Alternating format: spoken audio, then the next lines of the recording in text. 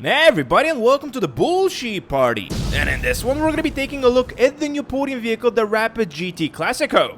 As always, we're going to be taking a look at its exterior, its interior, the way it customizes, handles, performs, and all that good stuff in Santos Customs, and ultimately the goal of this video is to tell you if it's worth it. And with that, let's start with our patented, well at least patent pending, 360 on the vehicle, while I give you some facts about it. First off, this vehicle is based on the very old Aston Martin V8, but most of you might think this is based on the Ford Mustang, the 1968 version I want to say, because of the front grille, and I don't blame you for it. I thought that same thought as well. As for interactivity of the vehicle, this is what you can do with it. Both doors, the hood, and the trunk. And no surprises here, this vehicle is a part of the muscle class category in GT Online. Just look at that bad boy. As for other details about the vehicle, if you want to buy it in-game, it's going to cost you almost $900,000, and it was released in 2017, about 5 years ago as of the making of this video right now.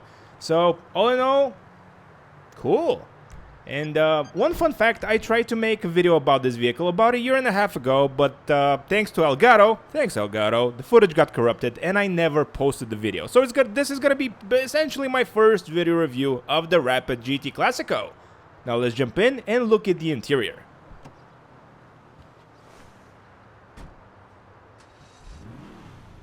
And to the best of my knowledge, this interior is exclusive to the Rapid GT Classic. As for how this muscle car sounds,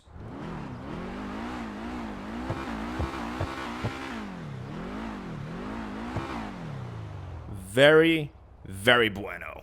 And with that, we're off to Santos Customs to see what we can customize on this bad boy. And of course, first things first, let's see what type of drivetrain we're dealing with here, and it's a rear-wheel drive car. Of course, it's a muscle car after all. And with that, Santos Customs, here I come! And on our way to Santos Customs, I'm going to be sharing with you my thoughts and impressions of the stock version of the GT Classic.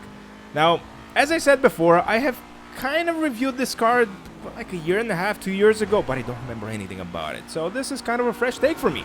And so far, feels rather nice, especially for an older vehicle. I'm actually kind of pleasantly surprised.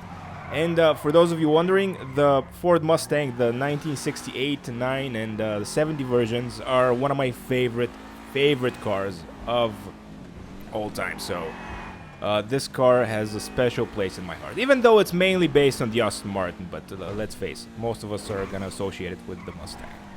As for how this vehicle behaves, acceleration, decent, top speed, from what I can tell, decent.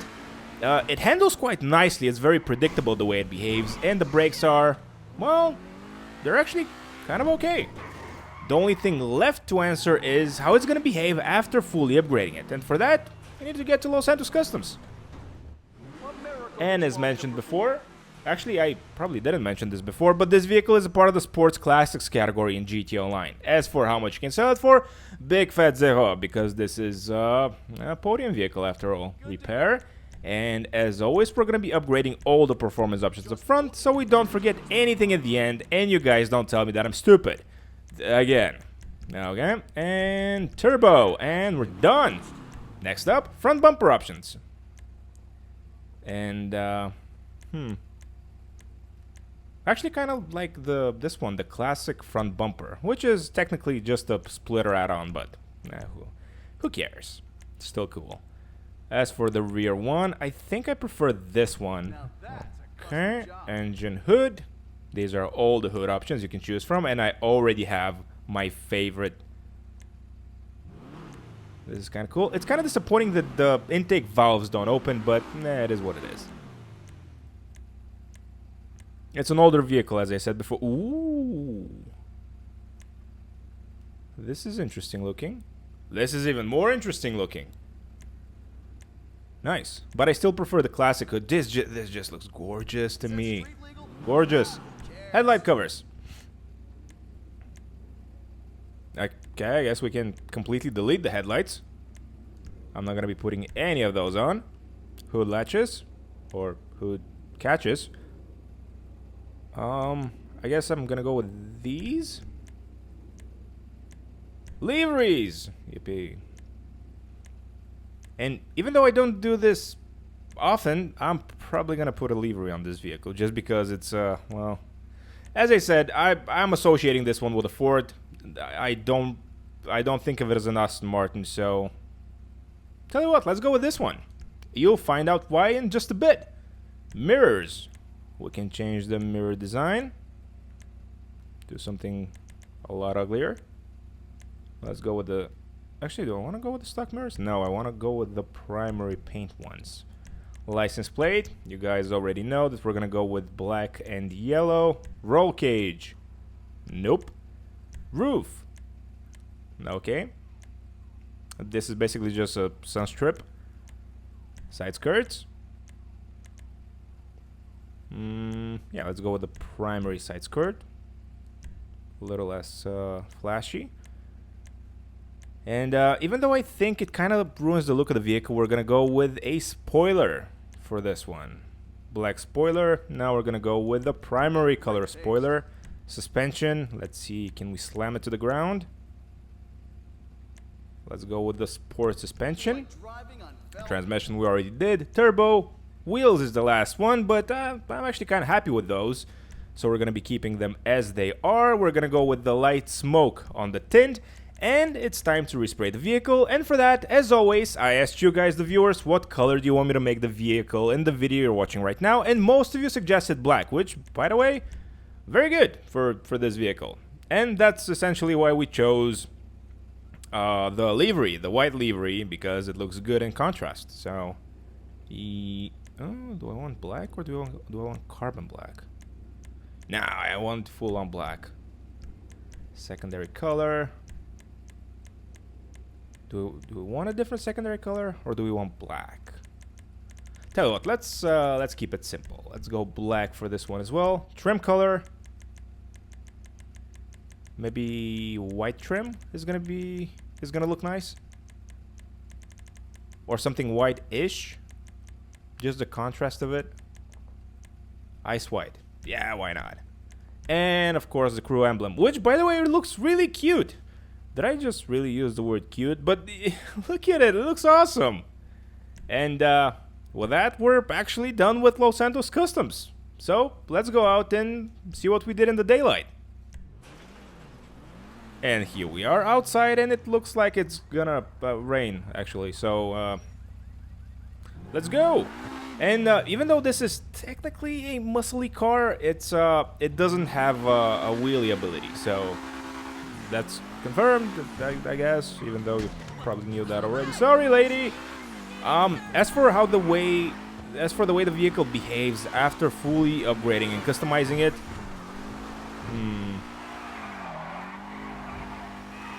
I'm definitely noticing a lot more power coming from the rear wheels. As for the way it handles, I actually think it handles a little bit worse just because of the power. The power just offsets the handling a little bit. And the spoiler we added on doesn't compensate for that enough, I feel like. So the vehicle... No, you know what? Actually, take that back. Take that back. It actually handles quite nicely. For a rear-wheel drive car. Whoops. Sorry, lady! I have to stop doing that.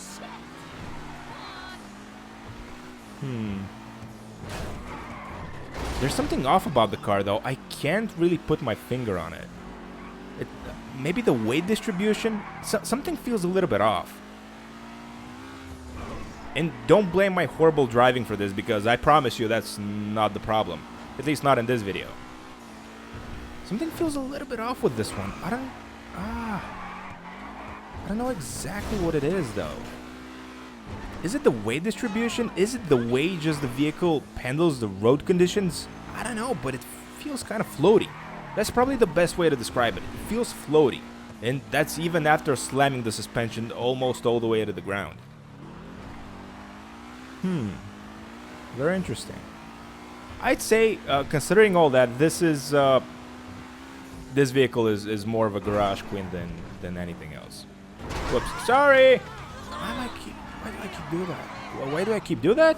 Yeah, buy English! Why am I keeping doing this? Yeah, as I said, buy English. But yeah, it just doesn't feel right. It's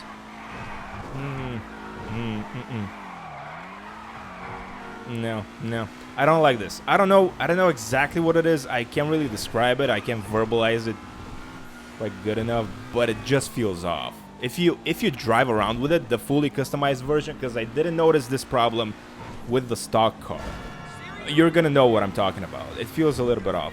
One thing that I didn't show is that all lights light up, which is actually quite cool. But yeah, is it worth $800,000? No. Is it worth getting for free from the Lucky Wheel? Yeah. If you like classic cars, yeah, definitely. If you like classic muscle cars, even though this is technically not a muscle car, I know. Yeah, it's totally worth it. But once again, getting it for free.